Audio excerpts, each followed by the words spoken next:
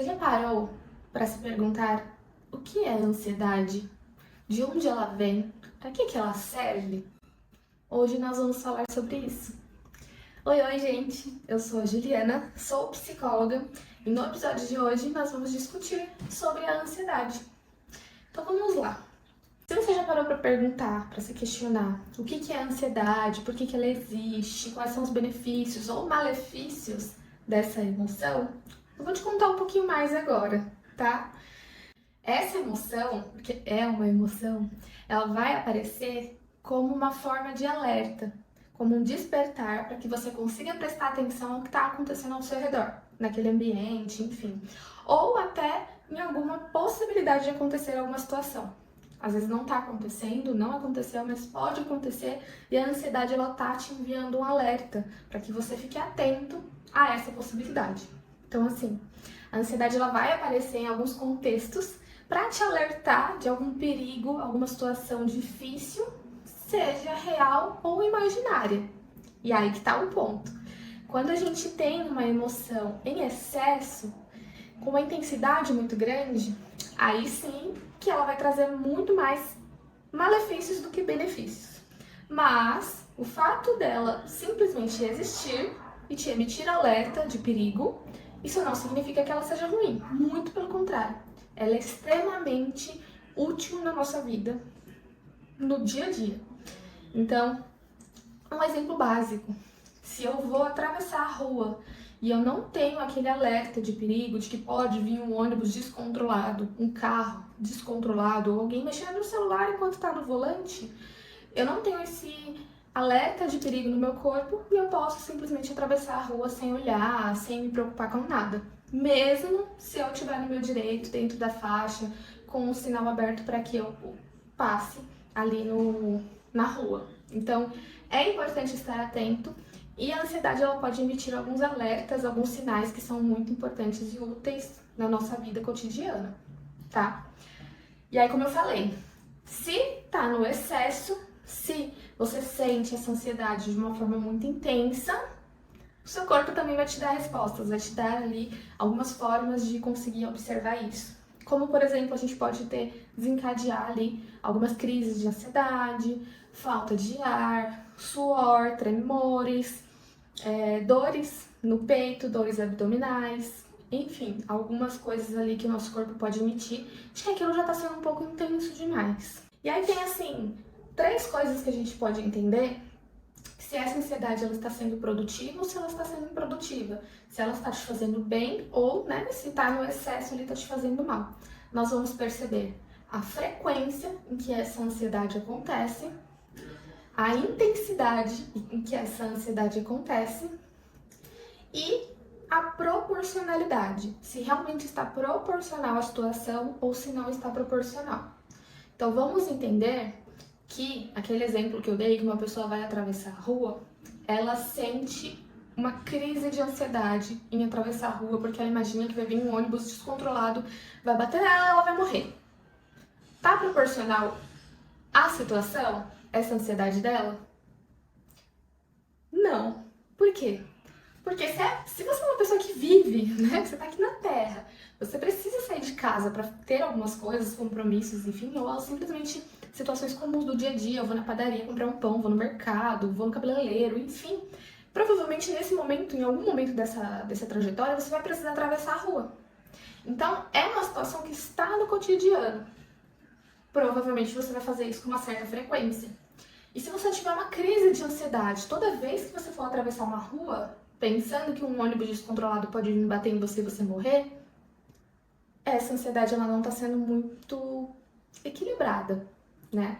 Porque existe um ponto de você ter medo, de você ficar alerta, de você ter uma preocupação e conseguir agir com isso, né? Então eu vou olhar para os 2 lados, eu vou realmente entender se existe a possibilidade de eu atravessar com segurança, ou eu posso ficar aqui travada, tendo uma crise de ansiedade e não conseguir atravessar a rua.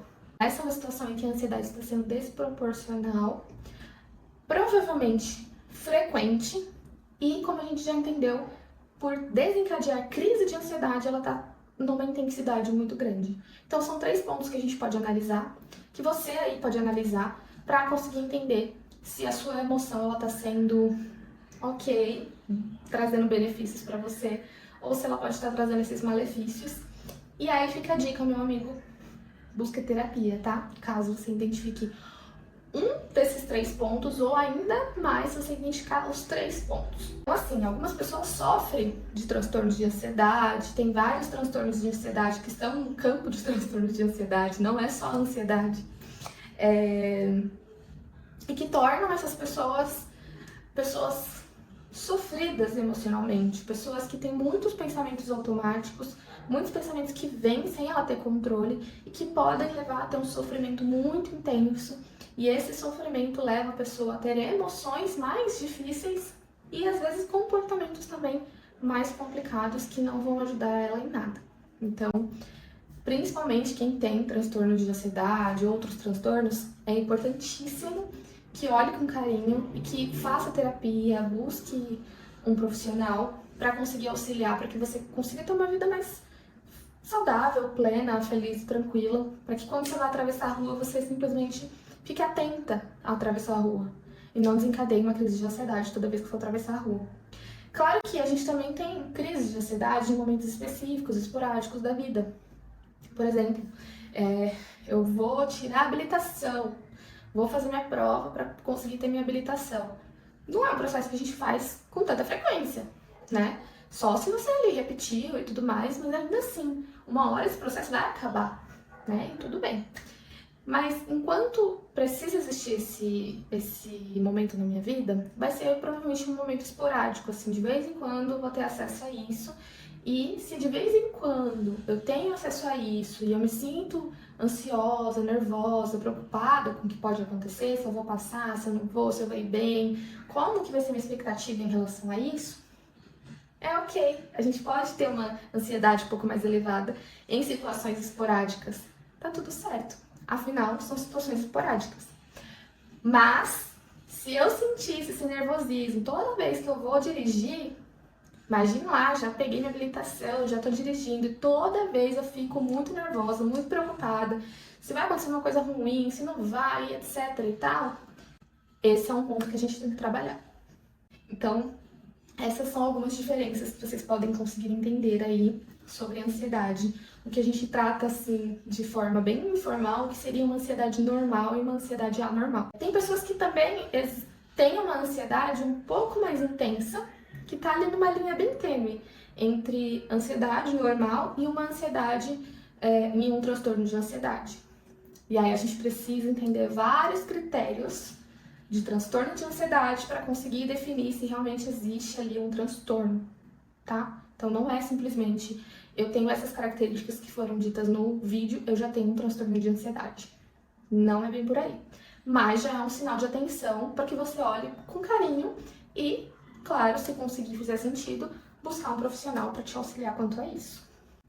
Ok? E a ansiedade é uma das emoções que pode te atrapalhar em diversas áreas da vida.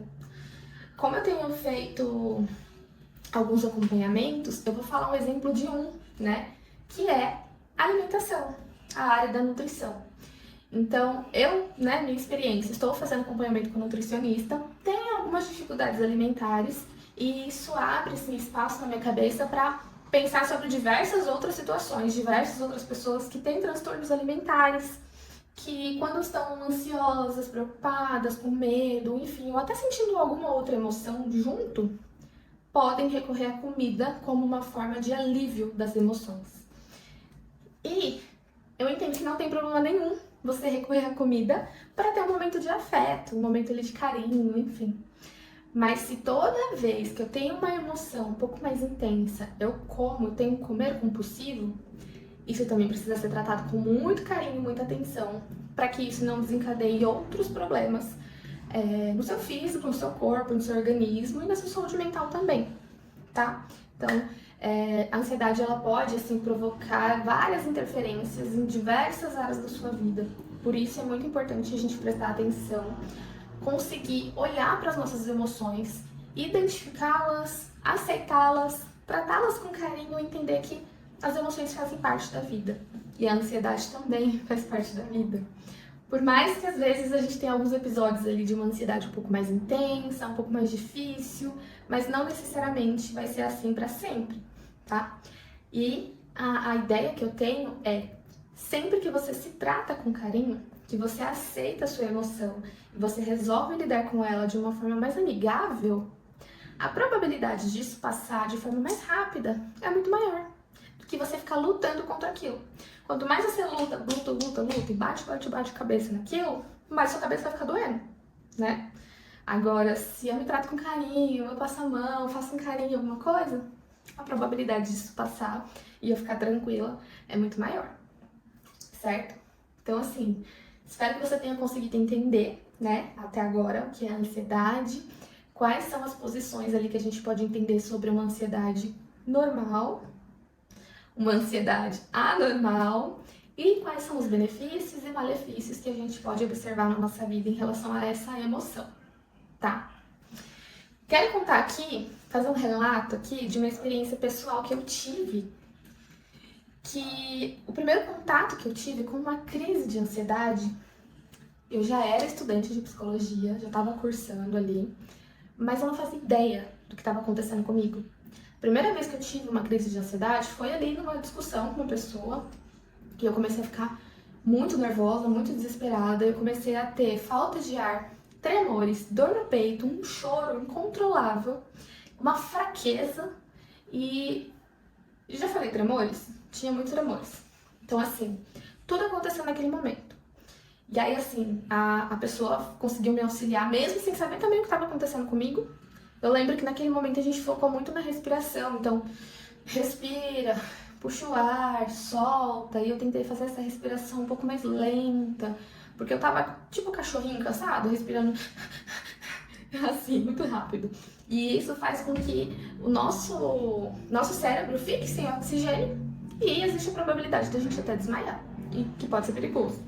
Então, a primeira coisa, pelo menos pra mim, mais importante naquele momento foi ajustar a respiração para que eu conseguisse fazer as outras coisas depois. Então, tomar uma água, me acalmar, sentar, enfim. Então, consegui ajustar a minha respiração lenta e controlada, e aí eu consegui me livrar daquele momento.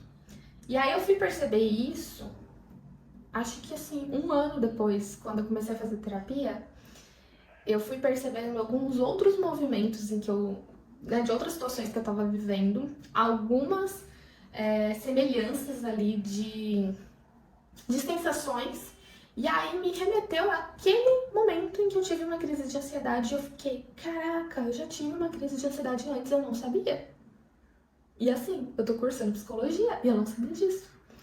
Fiquei meio assim, meio neurótica, de tipo, nossa, eu vou ser psicóloga e não sei o que tá acontecendo comigo, imagina com as outras pessoas. Mas isso passou, tá tudo certo, tá? Porque agora eu sou uma profissional, agora eu entendo melhor as coisas e tá tudo bem. E não é porque eu me formei que eu tenho que saber de tudo da minha vida e da vida dos outros, né? Por isso que a gente tá em eterno aprendizado aí. Enfim, então, aquele momento pra mim foi assim primordial. A respiração lenta e controlada.